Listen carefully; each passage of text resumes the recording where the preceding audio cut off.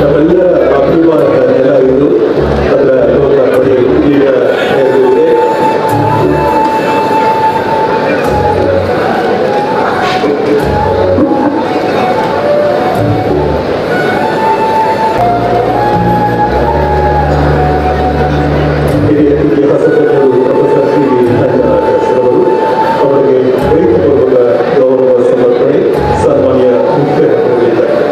ತಗ್ಗಿವಲ್ಲಿ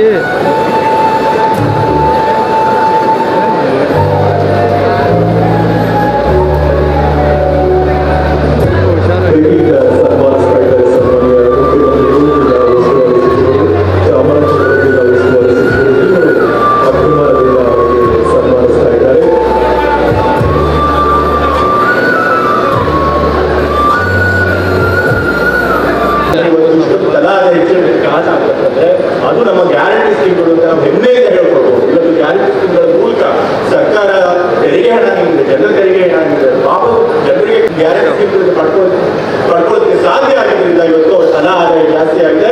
ಕರ್ನಾಟಕ ರಾಜ್ಯ ಇವತ್ತು ಹೆಚ್ಚು ಆರ್ಥಿಕ ಪ್ರಗತಿ ಹೊಂದೋದಕ್ಕೆ ಸಾಧ್ಯ ಆಗಿದೆ. ಹಾಗಾಗಿ ಟೀಚರ್ಸ್ ಮೊದಲಲ್ಲಿ ಕ್ರೀಡಾಂಗಣ ಅದಕ್ಕೆ ಮಂಜೂರಾತಿ ಸಿಕ್ಕಿದೆ. ಅದಕ್ಕೂ ಕೂಡ 6 ಕೋಟಿ ಬಜೆಟ್ ನಲ್ಲಿ ಹಣ ಘೋಷಣೆ ಮಾಡಿದ್ದಾರೆ. ಮತ್ತೆ ಅದೇ ರೀತಿ ಕಾರ್ಮಿಕ ಇಲಾಖೆಯಿಂದ ನಾವು ಕಾಂಪ್ರಮೈಸ್ ಮಾಡಿರ್ತಾರೆ ಅಂತವರು ಅಧಿಕಾರಕ್ಕೆ ಬರ್ತಾರೆ. ಅದು ಪ್ರಜಾಪ್ರಭುತ್ವ ಅಂತಹೀನ ಆಗುತ್ತೆ. ಪ್ರಜಾಪ್ರಭುತ್ವ ಅನ್ನೋದೇ ನಾಶ ಆಗುವುದಕ್ಕೆ ಹಾಗಾಗಿ ಬಹಳ ಗಂಭೀರವಾದ ವಿಷಯ.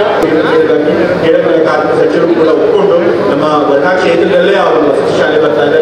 ಅದೇ ರೀತಿ ಕಾರ್ಮಿಕ ಇಲಾಖೆಯಿಂದ ಎಲ್ಲ ಯುವಕರು ಅಂತ ಒಂದು ಪಾಲಿಟಿಕ್ಸ್ ಅಲ್ಲಿ ವಯಸ್ಸಾದವರು 90 ವರ್ಷ 70 ವರ್ಷ 80 ವರ್ಷ ಅದನ್ನ ಅವ್ರನ್ನ ನಮೂನೆ ಮಾಡಿ ಪ್ರತಿ ಒಂದು ಎಲೆಕ್ಷನ್ ಅಲ್ಲ ಪ್ರತಿ ಎಲೆಕ್ಷನ್ ಒಂದೇ ನಂಬಿಕೆ ಕೆಲಸ ಮಾಡಬೇಕು. ಆ ಕೆಲಸ ಸಿದ್ದರಾಮಯ್ಯ ಮಾಡಿದರೆ ನಾನು ಮಾಡಿದ್ದೀನಿ. ಹಾಗಾಗಿ ಬೆಂಬಲ ಸರ್ಕಾರ ಆಶೀರ್ವಾದ ಯಾವಾಗ ಅದೆಲ್ಲ ಅಧಿಕಾರಿ ವರ್ಗದವರೇ. ಈ ದಿವಸ ಬಹಳ ಒಂದು ಖುಷಿಯಾಗುವ ದಿವಸ. ಮೊದಲಿಗೆ ಯಾಕಂತ ಕಾಮಗಾರಿ ಎಲ್ಲ ಇಡೀ ವರ್ಣ ಕ್ಷೇತ್ರದವರಾಗಿದೆ. ಸೊ ಹಾಗಾಗಿ ವರ್ಣ ಎಲ್ಲರಿಗೂ ಪೂರ್ತಿ ಸೌಲಭ್ಯವನ್ನು ನಾವು ಕಲ್ಪಿಸ್ಕೊಟ್ಟಿದ್ದೀವಿ. ವರ್ಣ ಕ್ಷೇತ್ರದವರು ಯಾವಾಗಲೂ ಕೂಡ 2008ರಿಂದ ಈ ವರ್ಣ ಕ್ಷೇತ್ರ ಮಾದರಿ ಗ್ರಾಮ ಆಗಿದೆ. ವರ್ಣ ಕ್ಷೇತ್ರದಲ್ಲಿ 90% ಎಲ್ಲ ಮೂಲಭೂತ ಸೌಕರ್ಯಗಳನ್ನು ಕೊಟ್ಟಿದ್ದೀವಿ. ಎಲ್ಲ ಕಡೆ ಇರುತ್ತೆ. ಮತ್ತೆ ಚರಂಡಿಗಳ ನಿರ್ಮಾಣ ಮಾಡ್ತೀವಿ. ಎಲ್ಲ ಕಡೆ ಕುಡಿಯೋ ನೀರಿನ ಸೌಲಭ್ಯ ಕೊಟ್ಟಿದ್ದೀವಿ. ವಿದ್ಯುತ್ ಸಂಪರ್ಕ ಕೊಟ್ಟಿದ್ದೀವಿ. ನಮ್ಮ ವರ್ಣ ಕ್ಷೇತ್ರದಲ್ಲಿ ಎಲ್ಲ ಕಡೆ ನಾವು ಕಾಮಗಾರಿ ಮಾಡಿದ್ದೇವೆ. ನಮ್ಮ ವರ್ಣ ಕ್ಷೇತ್ರ ರಚನೆ ಆಯಿತು 2008ರಲ್ಲಿ ಮೊದಲ ಬಾರಿ ವರ್ಣ ಕ್ಷೇತ್ರ ಪ್ರತಿನಿಧಿಸಿದ್ದು ಸಿದ್ದರಾಮಯ್ಯವರು. ಆಗಿನ 3 ಬಾರಿ ಅವರು ಕ್ಷೇತ್ರ ಪ್ರತಿನಿಧಿಸಿದರೆ ನಾನು 1 ಬಾರಿ ಪ್ರತಿನಿಧಿಸಿದ್ದೀನಿ. 2008ರಿಂದ ಇಲ್ಲಿವರೆಗೂ ಸುಮಾರು 4 ಕಿಲೋಮೀಟರ್ ಸೌಲಭ್ಯಗಳು ಕಲ್ಪಿಸಿಕೊಟ್ಟಿದ್ದೀವಿ. ಕಾರ್ಯಕರ್ತರಿಗೆ ಗ್ರಾಮದಲ್ಲಿ ಮಾತ್ರ ಸುಮಾರು 16 ಗ್ರಾಮಗಳಲ್ಲಿ ಮಾತ್ರ ಆಗಿದೆ. ಅದಕ್ಕೂ ಕೂಡ ಇವತ್ತು ಮಂಜೂರಾಗಿದೆ. ಅದು ಕೂಡ ಇವತ್ತು ಪಕ್ಷದಲ್ಲಿ ಅದು ಕೂಡ ಕಾಮಗಾರಿ ಶುರು ಆದರೆ ಇಡೀ ವರ್ಣ ಮಾನ್ಯ ಕಾರ್ಯಕರ್ತರು ಬಂದವರೆ ನಾವೆಲ್ಲ ಅದಕ್ಕೆ ಎಚ್ಚರಿಸಿಕೊಳ್ಬೇಕು. ಯಾಕೆಂದ್ರೆ ನಮಗೆ ನಮ್ಮೊಂದು ಉದಾಹರಣೆಯನ್ನು ಕೊಡ್ತೇನೆ. ಈಗ ನಮ್ಮ ಸಂಸತ್ ನಡೀತಾ ಸಂದರ್ಭದಲ್ಲಿ ವರ್ಣ ಕ್ಷೇತ್ರದ ಮೊದಲಾಗಿ ನಮ್ಮ ಸಿದ್ದರಾಮಯ್ಯ ಸಾಹೇಬರು, ನನ್ನ ವೈಯಕ್ತಿಕವಾಗಿ ನಮ್ಮ ಸಿದ್ದರಾಮಯ್ಯ ಸಾಹೇಬರು 5 ವರ್ಷ ಸೈಡ್ ಬನ್ನಿ ಸರ್.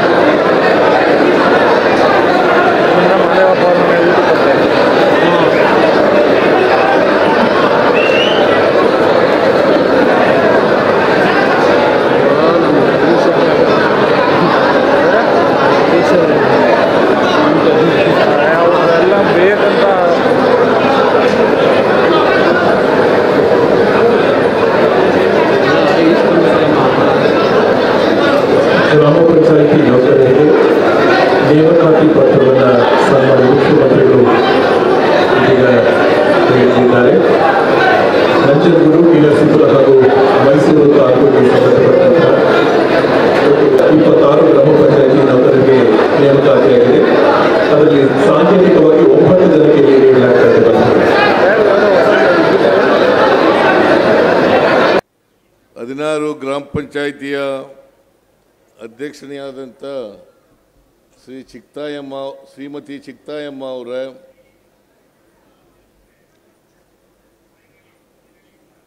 ಮೈಸೂರು ಗ್ರಾಮಾಂತರ ಜಿಲ್ಲಾ ಅಧ್ಯಕ್ಷರಾದಂಥ ಶ್ರೀ ವಿಜಯಕುಮಾರ್ ಅವರ,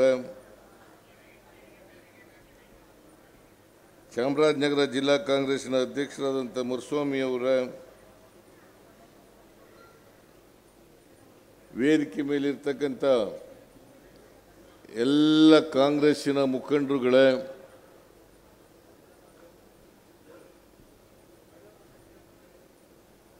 ಎಲ್ಲ ಮಾಜಿ ಜಿಲ್ಲಾ ಪಂಚಾಯಿತಿ, ತಾಲೂಕ್ ಪಂಚಾಯಿತಿ, ಗ್ರಾಮ ಪಂಚಾಯಿತಿಯ ಸದಸ್ಯರುಗಳೇ, ಹಾಲಿ ಅಧ್ಯಕ್ಷರುಗಳೇ,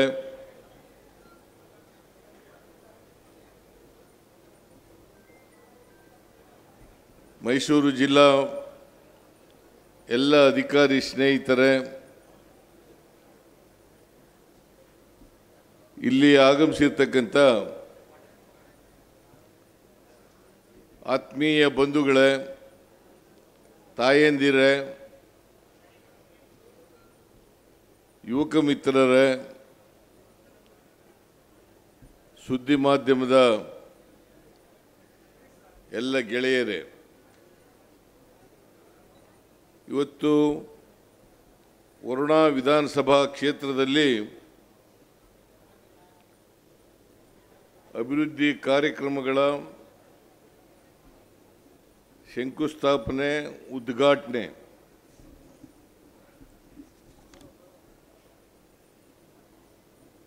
ಮತ್ತು ಸವಲತ್ತುಗಳ ವಿತರಣೆ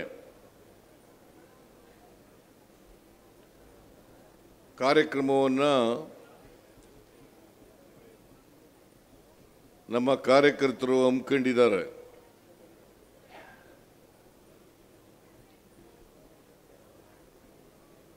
ನಾನು ಈ ಕಾರ್ಯಕ್ರಮವನ್ನು ಅತ್ಯಂತ ಸಂತೋಷದಿಂದ ಉದ್ಘಾಟನೆ ಮಾಡಿದ್ದೇನೆ ಅಂತ ಹೇಳ್ತಾ,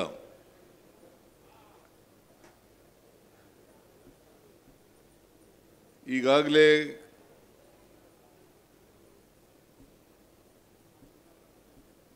ಮಾತನಾಡಿದಂಥ ಯತೀಂದ್ರ ಅವರು ಮತ್ತು ಸುನಿಲ್ ಬೋಸ್ರವರು ಕಾರ್ಯಕ್ರಮಗಳ ಬಗ್ಗೆ ಪ್ರಸ್ತಾಪ ಮಾಡಿದ್ದಾರೆ.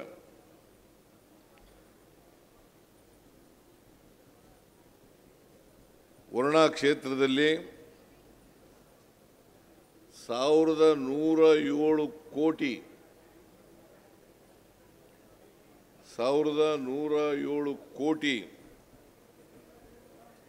72 ಲಕ್ಷ ಮೊತ್ತದ ಅಭಿವೃದ್ಧಿ ಕಾರ್ಯಕ್ರಮಗಳಿಗೆ ಇವತ್ತು ಚಾಲನೆಯನ್ನು ಕೊಡ್ತಾ ಇದ್ದೀವಿ.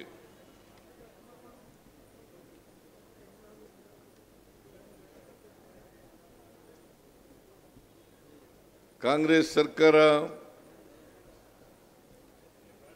ಯಾವಾಗ ಕರ್ನಾಟಕದಲ್ಲಿ ಅಧಿಕಾರದಲ್ಲಿ ಬಂದಿದೆ, ಆ ಎಲ್ಲ ಕಾಲದಲ್ಲೂ ಕೂಡ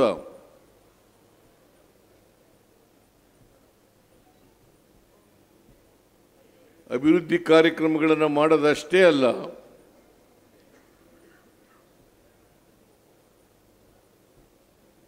ಎಲ್ಲ ಸಮಾಜದಲ್ಲಿರ್ತಕ್ಕಂಥ ಬಡವರು, ಅದಕ್ಕೆ ಜಾತಿ ಇಲ್ಲ, ಪಕ್ಷ ಇಲ್ಲ, ಧರ್ಮ ಇಲ್ಲ, ಎಲ್ಲ ಜಾತಿಯ ಬಡವರು, ಎಲ್ಲ ಜಾತಿಯ ಹೆಣ್ಣುಮಕ್ಕಳು,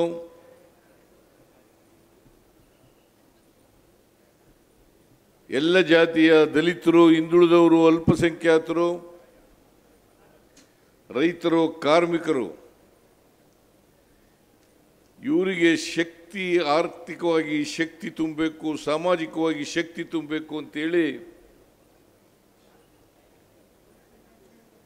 ಕಾಂಗ್ರೆಸ್ ಸರ್ಕಾರ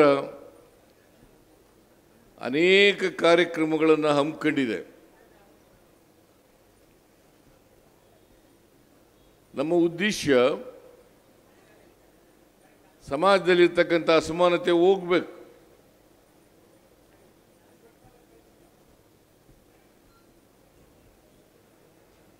ಸಮಾಜದಲ್ಲಿ ಸಮಾನತೆ ಬರಬೇಕು. ಬಡವರು ಶ್ರೀಮಂತರು ಅಂತಕ್ಕಂಥ ವ್ಯವಸ್ಥೆ ಇರಬಾರ್ದು. ಎಲ್ರಿಗೂ ಸಮಾನವಾದಂಥ ಅವಕಾಶಗಳು ಸಿಕ್ಕಬೇಕು.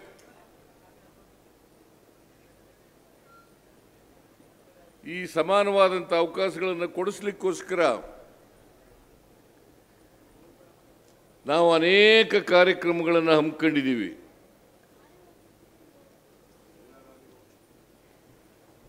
ಇವತ್ತು ನೀರಾವರಿ, ಸಣ್ಣ ನೀರಾವರಿ, PWD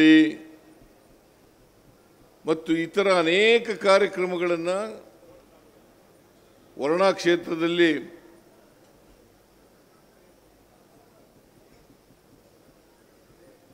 ಮಾಡ್ತಕ್ಕಂಥ ಕೆಲಸವನ್ನು ಮಾಡ್ತಾ ಇದ್ದೀವಿ. ನಿಮಗೆಲ್ಲ ಗೊತ್ತಿದೆ, ನಾನು 1983ರಲ್ಲಿ ಅಂದಿನ ಚಾಮುಂಡೇಶ್ವರಿ ಕ್ಷೇತ್ರದಿಂದ ಶಾಸಕನಾಗಿ ಬಂದೆ.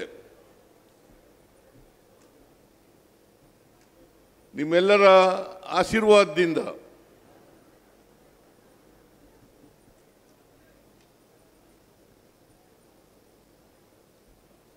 ನಾನು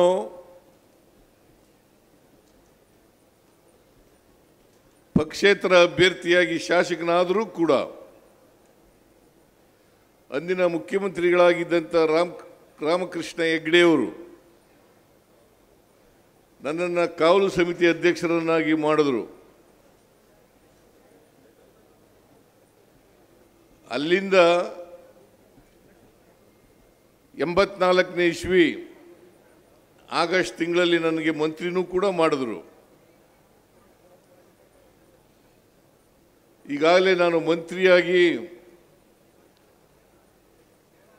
41 ವರ್ಷಗಳಾಗಿದ್ದಾವೆ. ಈಗ ಚಾಮುಂಡೇಶ್ವರಿ ಕ್ಷೇತ್ರ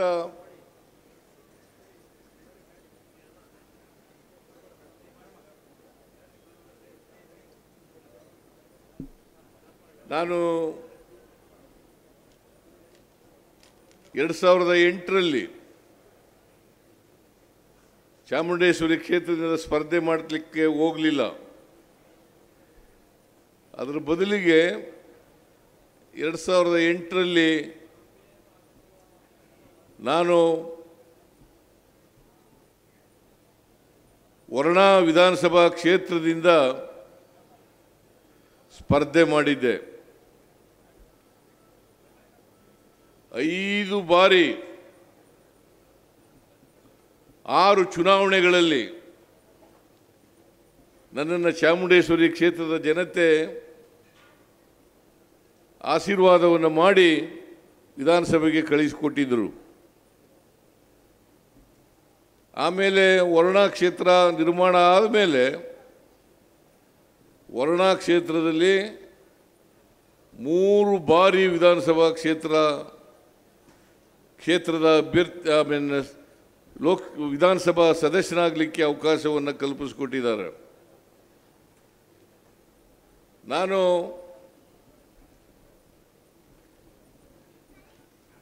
ಚಾಮುಂಡೇಶ್ವರಿ ಕ್ಷೇತ್ರದಲ್ಲಿ ಗೆದ್ದಾಗ ಹಣಕಾಸಿನ ಮಂತ್ರಿಯಾಗಿದ್ದೆ, ಉಪಮುಖ್ಯಮಂತ್ರಿಯಾಗಿದ್ದೆ. ಮತ್ತೆ 2004ರಲ್ಲಿ ಉಪಮುಖ್ಯಮಂತ್ರಿ ಆದೆ. ಮುಖ್ಯಮಂತ್ರಿ ಆದದ್ದು ವರುಣಾ ಕ್ಷೇತ್ರದಿಂದ ಅಂತಕ್ಕಂಥ ಮಾತುಗಳನ್ನು ಹೇಳಲಿಕ್ಕೆ ಬಯಸ್ತಾ ಇದ್ದೇನೆ. ನಾನು 2 ಬಾರಿ ಈ ರಾಜ್ಯದ ಮುಖ್ಯಮಂತ್ರಿ ಆಗಿದ್ದರೆ ವರುಣಾ ಕ್ಷೇತ್ರದ ಜನರ ಆಶೀರ್ವಾದದಿಂದ ಅಂತಕ್ಕಂಥ ಮಾತುಗಳನ್ನು ಹೇಳಲಿಕ್ಕೆ ಬಯಸ್ತಾ ಇದ್ದೇನೆ.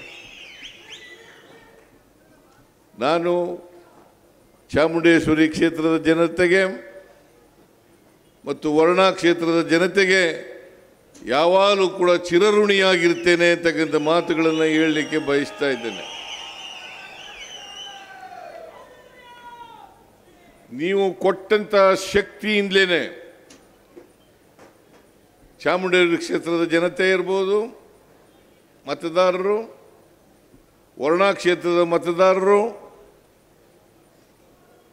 ನನಗೆ ಆಶೀರ್ವಾದ ಮಾಡಿ ರಾಜಕೀಯದಲ್ಲಿ ಉಳಿಲಿಕ್ಕೆ, ಬೆಳೀಲಿಕ್ಕೆ, ಮುಖ್ಯಮಂತ್ರಿ ಆಗಲಿಕ್ಕೆ ನೀವೇ ಕಾರಣಕರ್ತರು ಅಂತಕ್ಕಂಥ ಮಾತುಗಳನ್ನು ಹೇಳಲಿಕ್ಕೆ ಬಯಸ್ತಾ ಇದ್ದೇನೆ.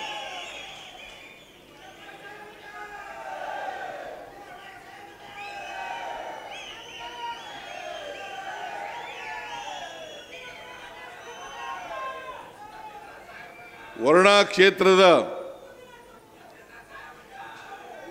ಜನರ ಋಣವನ್ನು ತೀರಿಸ್ತಕ್ಕಂಥದ್ದು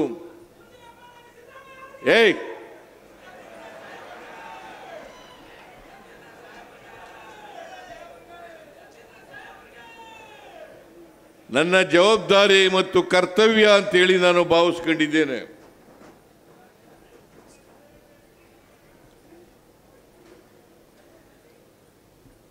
ಅದಕ್ಕಾಗಿ ನಾನು ಮುಖ್ಯಮಂತ್ರಿ ಆದಮೇಲೆ ಎರಡನೇ ಬಾರಿ ಇವತ್ತು ವರ್ಣಾ ಕ್ಷೇತ್ರದಲ್ಲಿ 1107 ಕೋಟಿ ರೂಪಾಯಿಗಳ ಅಂದಾಜು ವೆಚ್ಚದಲ್ಲಿ ಅಭಿವೃದ್ಧಿ ಕಾರ್ಯಕ್ರಮಗಳನ್ನು ಮಾಡ್ತಾ ಇದ್ದೀವಿ. ಜೊತೆಗೆ ಸರ್ಕಾರ ಅನೇಕ ಸವಲತ್ತುಗಳನ್ನು ಜನರಿಗೆ ಕೊಡ್ತೀವಿ, ರೈತರಿಗೆ ಕೊಡ್ತೀವಿ. ಆ ಸವಲತ್ತುಗಳನ್ನು ಕೂಡ ಇವತ್ತು ವಿತರಣೆ ಮಾಡ್ತಕ್ಕಂಥ ಕೆಲಸವನ್ನು ಮಾಡ್ತಾ ಇದ್ದೀವಿ. ಯಾರ್ಯಾರು ಫಲಾನುಭವಿಗಳಿದ್ದಾರೆ ಅವರೆಲ್ಲರೂ ಕೂಡ ಅದನ್ನು ಸದುಪಯೋಗ ಮಾಡಿಕೊಳ್ಬೇಕು ಅಂತಕ್ಕಂಥ ಮಾತುಗಳನ್ನು ಹೇಳಲಿಕ್ಕೆ ಬಯಸ್ತಾ ಇದ್ದೇನೆ. ನಾನು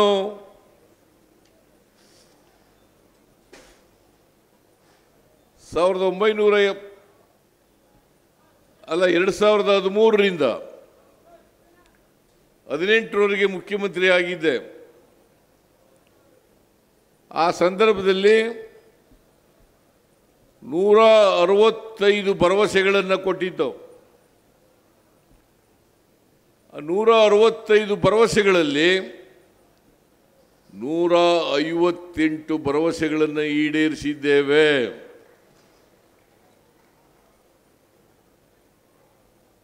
ಅನ್ನಭಾಗ್ಯ, ಕ್ಷೀರಭಾಗ್ಯ, ಕ್ಷೀರಧಾರೆ, ಕೃಷಿ ಭಾಗ್ಯ, ಇಂದಿರಾ ಕ್ಯಾಂಟೀನ್, ಬಡವರು ಸಾಲ ಮಾಡಿದಂಥ ಸಾಲವನ್ನು ಮನ್ನಾ ಮಾಡಿದ್ದು, ಮೈತ್ರಿ, ಮನಸ್ವಿನಿ, ಶಿವಭಾಗ್ಯ, ಶಾದಿ ಭಾಗ್ಯ, ಹೀಗೆ ಅನೇಕ ಕಾರ್ಯಕ್ರಮಗಳನ್ನು ಹೊತ್ತು ರೈತರಿಗೆ, ಬಡವರಿಗೆ, ಹಿಂದುಳಿದವರಿಗೆ, ದಲಿತರಿಗೆ ಕೊಡ್ತಕ್ಕಂಥ ಪ್ರಯತ್ನವನ್ನು ಮಾಡಿದೆ.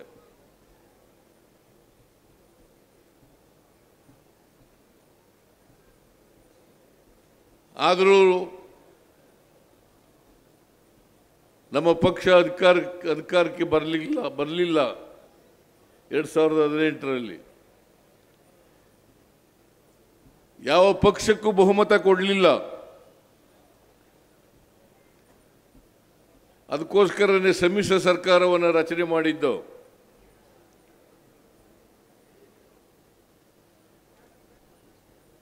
ಆದರೆ ಬಿಜೆಪಿಯವರು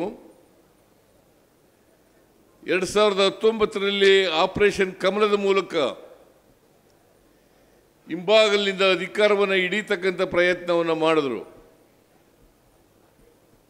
ಕುಮಾರಸ್ವಾಮಿ, JDS ಅವರ ಪಕ್ಷ, ನಾವು ಸೇರಿ ಸಮ್ಮಿಶ್ರ ಸರ್ಕಾರವನ್ನು ಮಾಡಿದ್ದು. ಕುಮಾರಸ್ವಾಮಿನ ಮುಖ್ಯಮಂತ್ರಿ ಮಾಡಿದ್ದು. ಕುಮಾರಸ್ವಾಮಿ 1 ವರ್ಷ 2 ತಿಂಗಳು ಮುಖ್ಯಮಂತ್ರಿಯಾಗಿ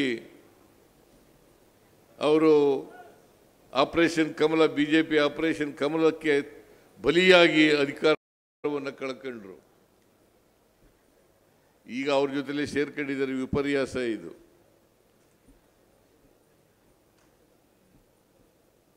ಬಿಜೆಪಿಯನ್ನು ವಾಚಾಂ ಗೋಚರವಾಗಿ ಬೊಯ್ತಾ ಇದ್ದಂಥ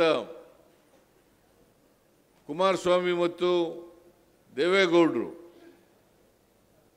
ಇವತ್ತು ಭಾರತೀಯ ಜನತಾ ಪಕ್ಷವನ್ನು ಹಾಡಿ ಹೊಗಳ್ತಕ್ಕಂಥ ಕೆಲಸವನ್ನು ಮಾಡ್ತಾ ಇದ್ದಾರೆ.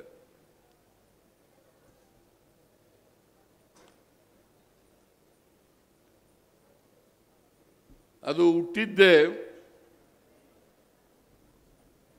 ಸಾಮಾಜಿಕ ನ್ಯಾಯ, ಜಾತ್ಯತೀತ ತತ್ವ, ಪ್ರಜಾಪ್ರಭುತ್ವದ ಉಳಿವು, ಸಂವಿಧಾನದ ಉಳಿವು ಇವುಗಳ ಆಧಾರದ ಮೇಲೆ ಪ್ರಾರಂಭ ಆಯಿತು. ಆದರೆ ಅಧಿಕಾರಕ್ಕೋಸ್ಕರ ಇವತ್ತು ಬಿಜೆಪಿಯವ್ರ ಜೊತೆ ಸೇರ್ಕೊಂಡು ಅಧಿಕಾರ ಅನುಭವಿಸ್ತಾ ಇದ್ದಾರೆ.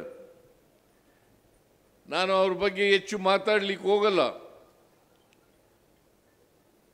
ಭಾರತೀಯ ಜನತಾ ಪಕ್ಷದವರು ನಾವು ಈ ಸಾರಿ ಅಧಿಕಾರಕ್ಕೆ ಬಂದಂದಿನಿಂದ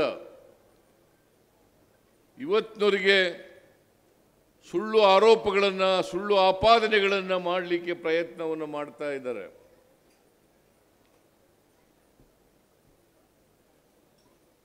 ಆ ಆರೋಪಗಳಲ್ಲಿ ಯಾವುದೇ ಸತ್ಯ ಇಲ್ಲ, ಉರುಳಿಲ್ಲ ಅಂತಕ್ಕಂಥ ಮಾತುಗಳನ್ನು ತಮಗೆ ತಿಳಿಸಲಿಕ್ಕೆ ಬಯಸ್ತಾ ಇದ್ದೇನೆ.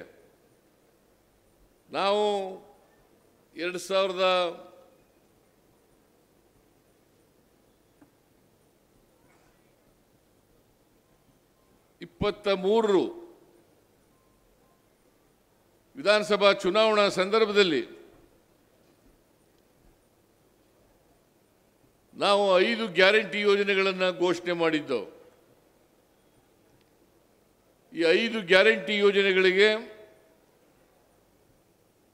ಸಿದ್ದರಾಮಯ್ಯನವರ ಸರ್ಕಾರದಲ್ಲಿ ದುಡ್ಡಿಲ್ಲ,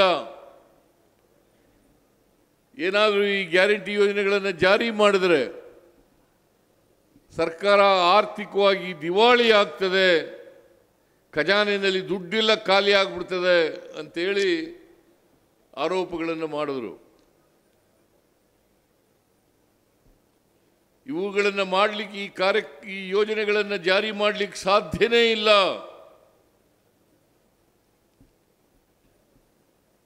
ಇದು ಬರೀ ಬಿಜೆಪಿಯವರು ಅಷ್ಟೇ ಅಲ್ಲ, ಈ ದೇಶದ ಪ್ರಧಾನಿಯಾಗಿದ್ದಂಥ ನರೇಂದ್ರ ಮೋದಿಯವರು ಕೂಡ ರಾಜಸ್ಥಾನದಲ್ಲಿ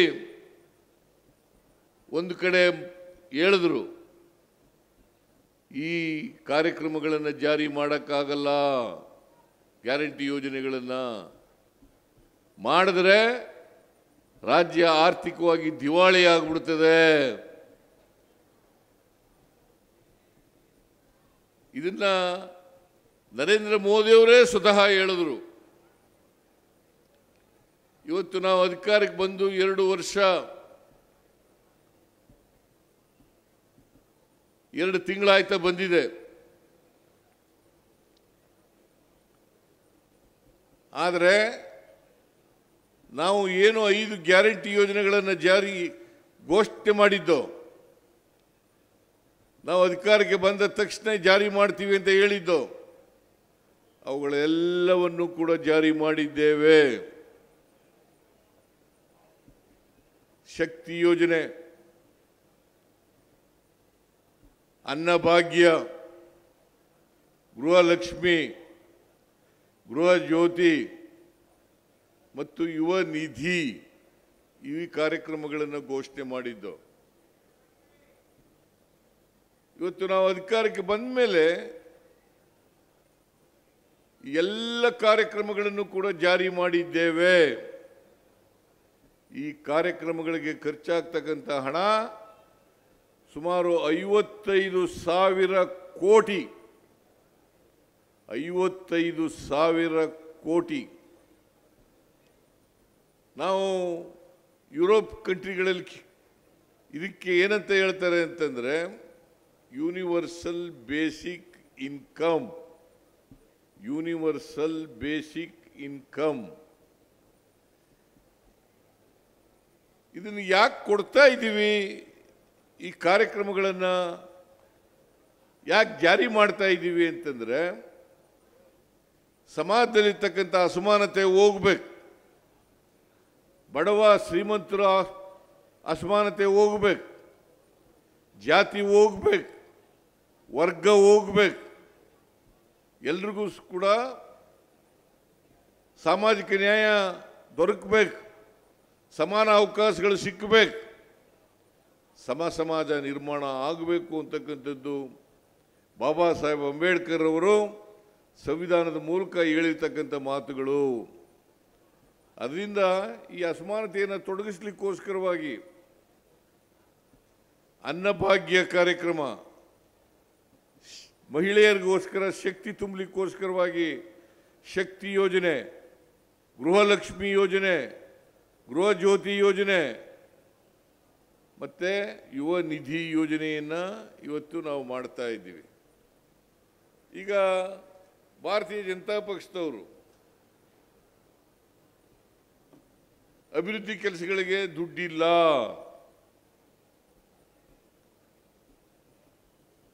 ಗ್ಯಾರಂಟಿ ಯೋಜನೆಗಳನ್ನು ಜಾರಿ ಮಾಡಿದ ಮೇಲೆ ಅಭಿವೃದ್ಧಿ ಯೋಜನೆಗಳಿಗೆ ದುಡ್ಡಿಲ್ಲ, ಸರ್ಕಾರದಲ್ಲಿ ಖಜಾನೆ ಎಲ್ಲ ಖಾಲಿ ಆಗಿಬಿಟ್ಟದೆ ಅಂತೇಳಿ ಆರೋಪಗಳನ್ನು ಮಾಡ್ತಾರೆ.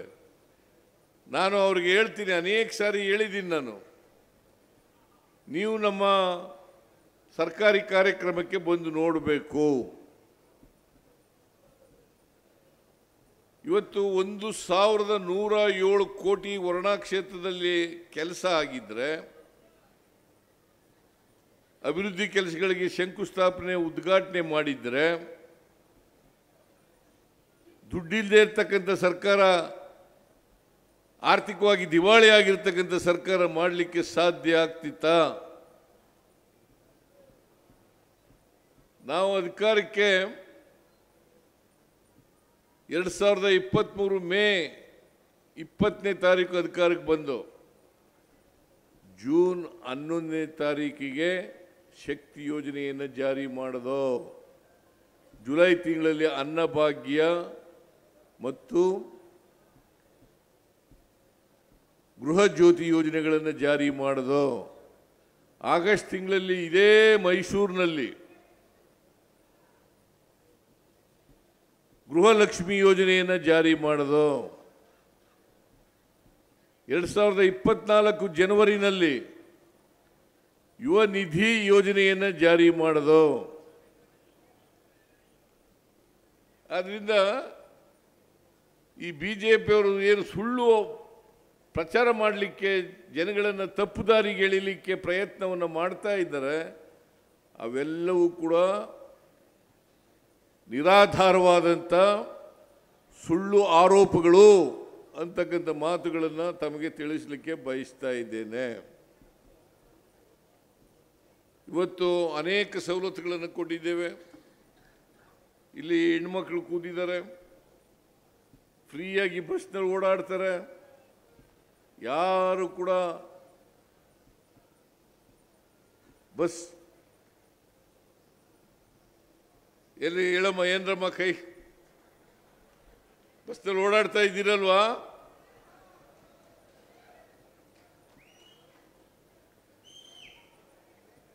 ನೋಡಿ, ಈಗ ನಾವು ಫ್ರೀ ಬಸ್ ಮಾಡಿದ ಮೇಲೆ ಅವ್ರ ಕೆಲಸ ಸ್ಥಳಗಳಿಗೆ ಹೋಗೋದು, ಅವರ ನೆಂಟರುಗಳ ಮನೆಗಳಿಗೆ ಹೋಗೋದು, ಅವರ ತವರು ಮನೆಗಳಿಗೆ ಹೋಗೋದು, ದೇವಸ್ಥಾನಗಳಿಗೆ ಹೋಗೋದು, ಹೋಟೆಲ್ಗಳಿಗೆ ಹೋಗೋದು, ಇವೆಲ್ಲ ಕೂಡ ಆಗಲಿಕ್ಕೆ ಸಾಧ್ಯ ಆಗಿದೆ. ಈ ಗ್ಯಾರಂಟಿ ಯೋಜನೆಯನ್ನು, ಶಕ್ತಿ ಯೋಜನೆಯನ್ನು ಮಾಡಿದ ಮೇಲೆ ಇವತ್ತು ನಾವು ಗ್ಯಾರಂಟಿ ಯೋಜನೆಗಳನ್ನು ಮಾಡಿದ ಮೇಲೆ ಕರ್ನಾಟಕ ತಲಾ ಆದಾಯದಲ್ಲಿ ನಂಬರ್ 1 ಸ್ಥಾನದಲ್ಲಿ ಇರ್ತಕ್ಕಂಥದ್ದು. 2014-15ರಲ್ಲಿ 1,05,000 ಕೋಟಿ ಇತ್ತು ತಲಾ ಆದಾಯ. ಈ 10 ವರ್ಷಗಳಲ್ಲಿ 2,04,000.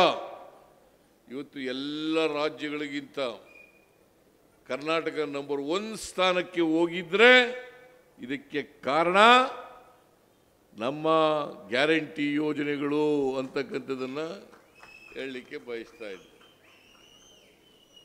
ಇವತ್ತು ಜನರ ಕೈಗೆ ದುಡ್ಡು ಸಿಕ್ತು, ಕೊಂಡ್ಕೊಳ್ತಕ್ಕಂಥ ಶಕ್ತಿ ಜಾಸ್ತಿ ಆಯಿತು.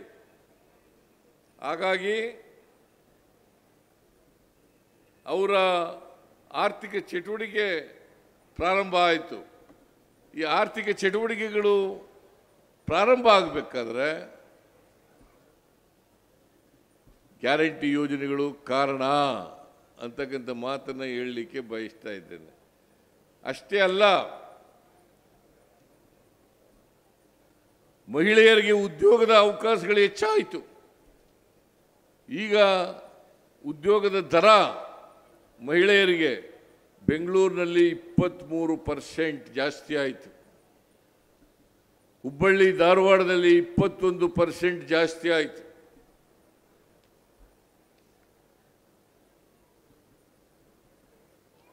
ಅಂದರೆ ಕರ್ನಾಟಕ ಆರ್ಥಿಕವಾಗಿ ಮೇಲಕ್ಕೆ ಬರಲಿಕ್ಕೆ ಪ್ರಯತ್ನ ನಡೀತಾ ಇದೆ.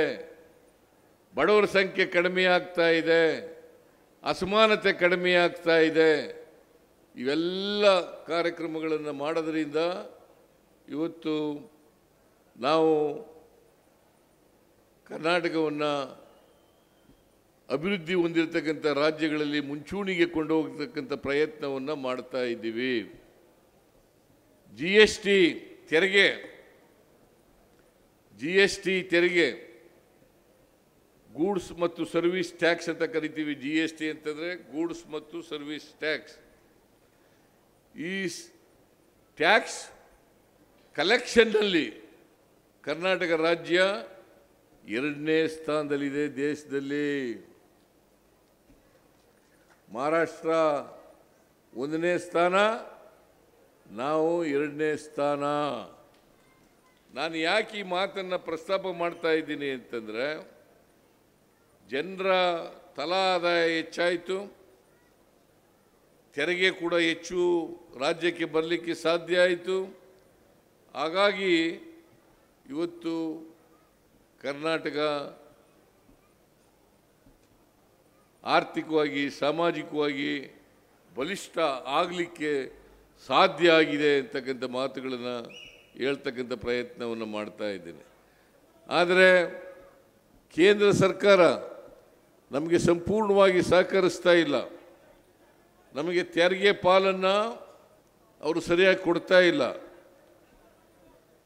2014 ಹಣಕಾಸಿನ ಆಯೋಗ ನಮಗೆ 4.7% ನಮ್ಮ ಪಾಲನ್ನು ಕೊಟ್ಟಿದ್ದರು. ತೆರಿಗೆ ಹಂಚಿಕೆಯಲ್ಲಿ ನಮ್ಮ ಪಾಲು 4.7. 15ನೇ ಹಣಕಾಸಿನ ಆಯೋಗದಲ್ಲಿ ನಮ್ಮ ಪಾಲು 4.7ರಿಂದ 3.6ಕ್ಕೆ ಇಳಿಯಿತು.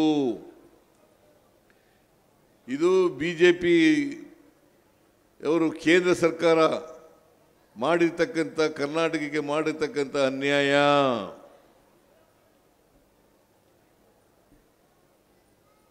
ಎರಡು ಸಾವಿರದ 2019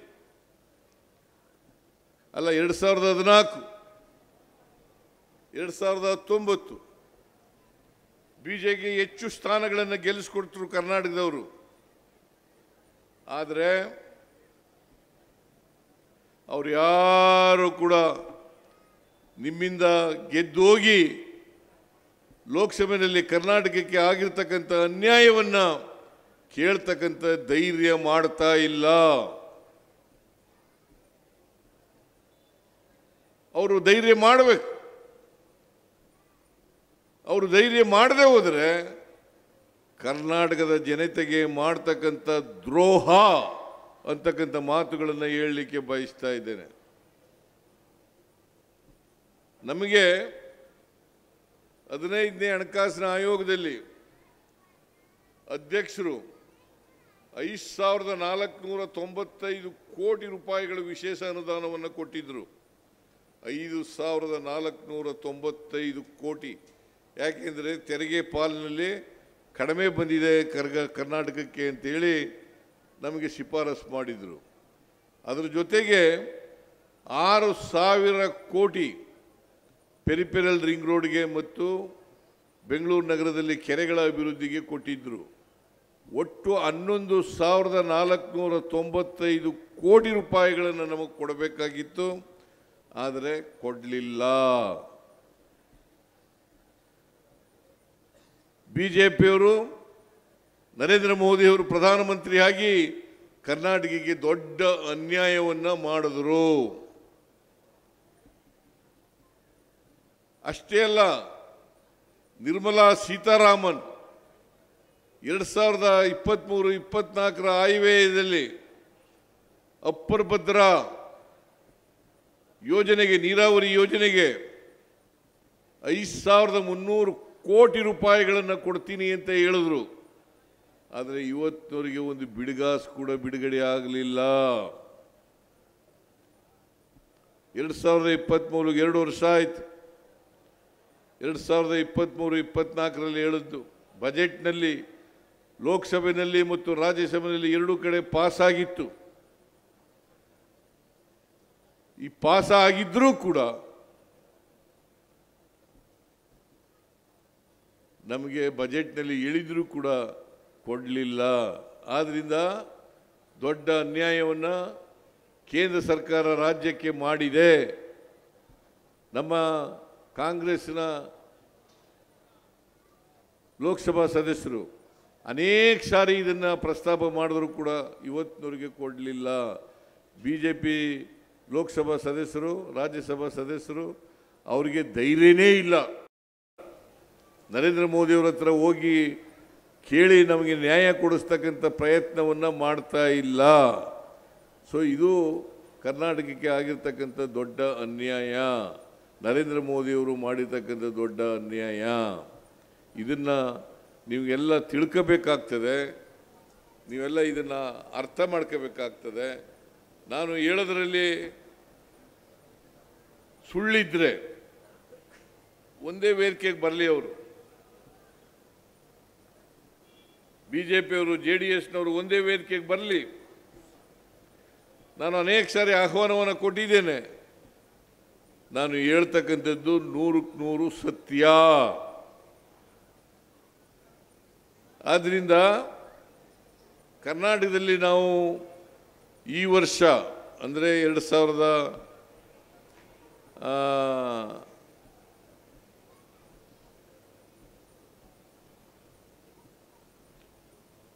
ಅಧಿಕಾರಕ್ಕೆ ಬಂದ ಮೇಲೆ ನಾವು 562 ಭರವಸೆಗಳನ್ನು ಕೊಟ್ಟಿದ್ದು.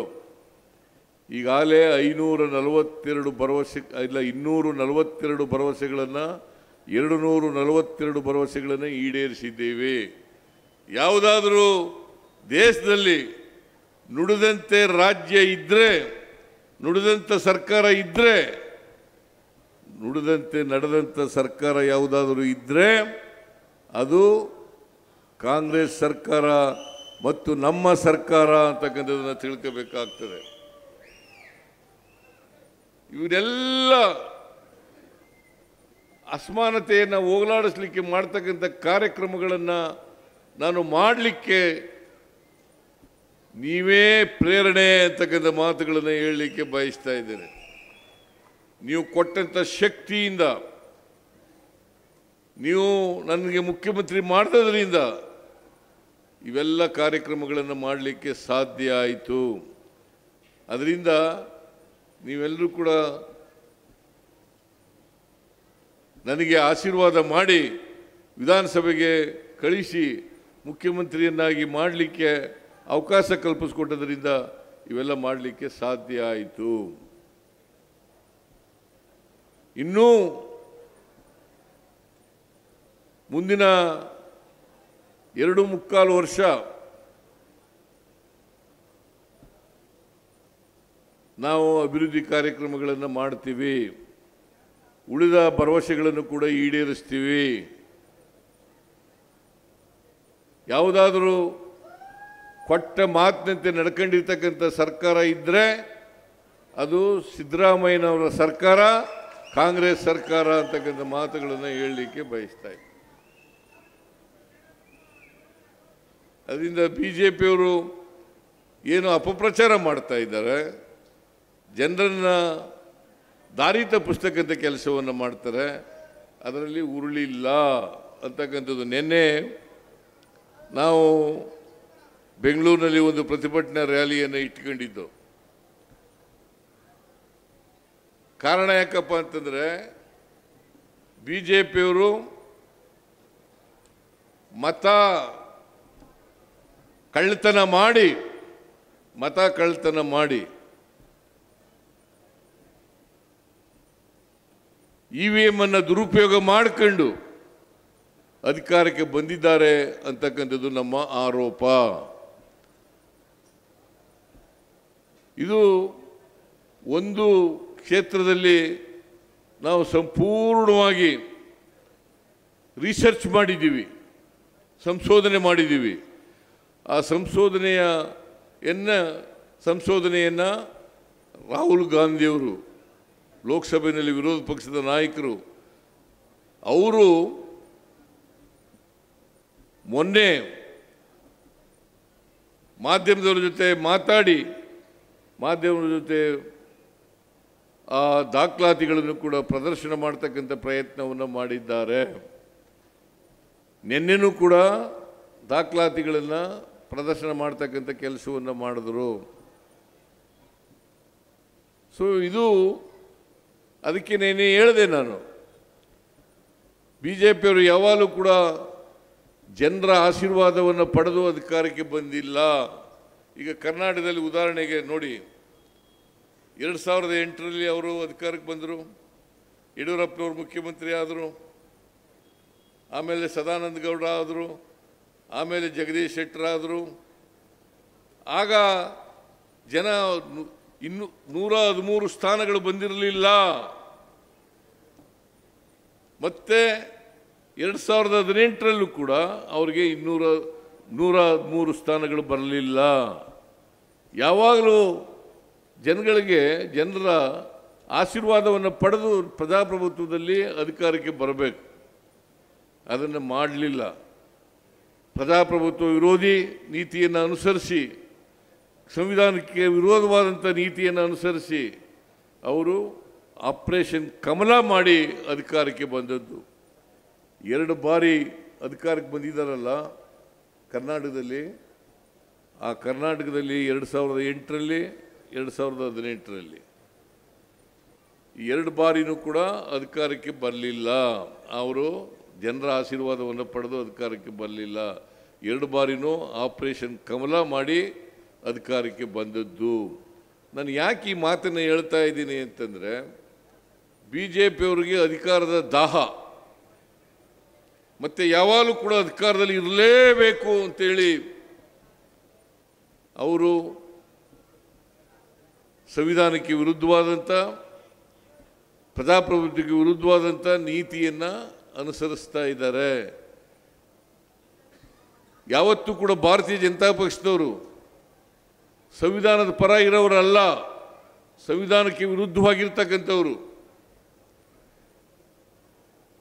ಬಾಬಾ ಸಾಹೇಬ್ ಅಂಬೇಡ್ಕರ್ ಅವರ ಹೆಸರನ್ನು ಹೇಳ್ತಾರೆ ಅಷ್ಟೇ, ಆದರೆ ಬಾಬಾ ಸಾಹೇಬ್ ಅಂಬೇಡ್ಕರ್ ಅವರು ಈ ದೇಶಕ್ಕೆ ಕೊಟ್ಟಂಥ ಸಂವಿಧಾನಕ್ಕೆ ವಿರುದ್ಧವಾಗಿದ್ದಾರೆ ಅಂತಕ್ಕಂಥ ಮಾತುಗಳನ್ನು ತಾವು ತಿಳ್ಕೋಬೇಕಾಗ್ತದೆ. ನಿಮಗೆ ಗೊತ್ತಿರ್ಬೋದು, ಅವ್ರು ಯಾರೂ ಕೂಡ ಸಂವಿಧಾನ ಬಾಬಾ ಸಾಹೇಬ್ ಅಂಬೇಡ್ಕರ್ ಅವರು ರಚನೆ ಮಾಡಿದ್ರು, ಅದು ಜಾರಿಯಾದದ್ದು 1950 26ನೇ ತಾರೀಕು, ಜನವರಿ 26ನೇ ತಾರೀಕು. ಆಗ ಅವರ ಆರ್ಗನೈಸರ್ ಪತ್ರಿಕೆಯಲ್ಲಿ ವಿರುದ್ಧವಾಗಿ ಬರೆದರು.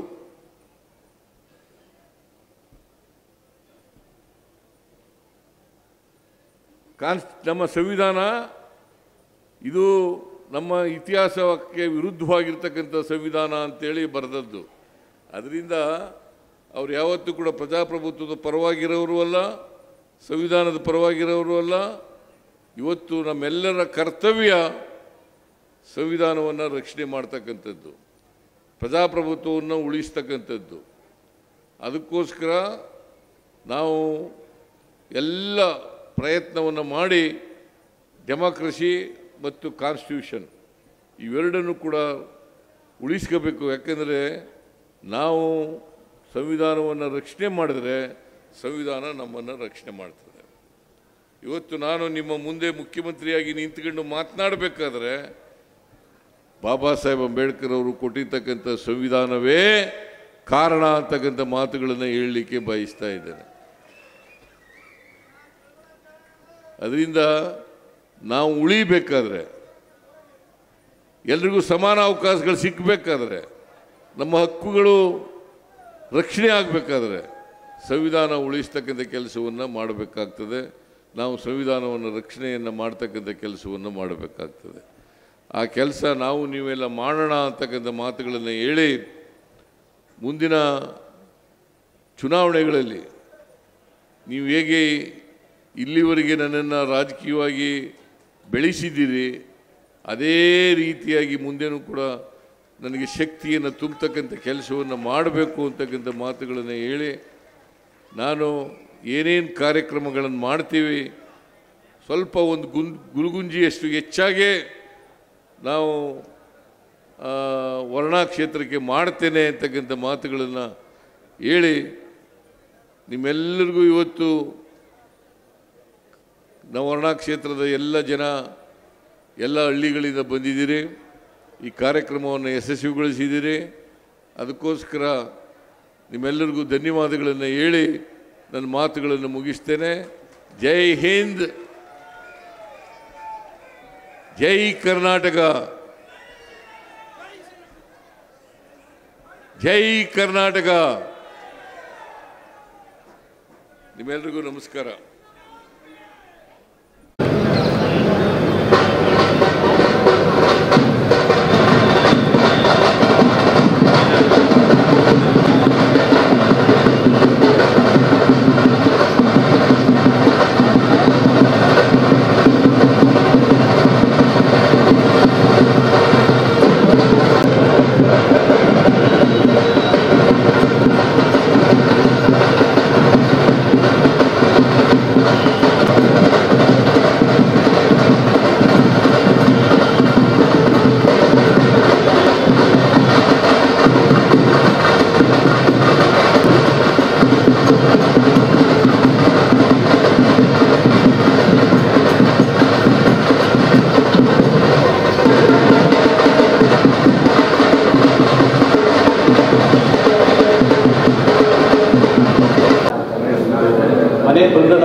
ಹಾಂ ಸರ್,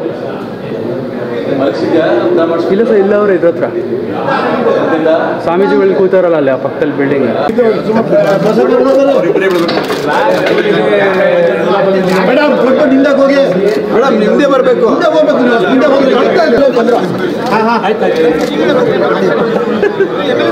ಸಿದ್ದರಾಮಯ್ಯ ಬೀಳ್ತಿದ್ರಪ್ಪ.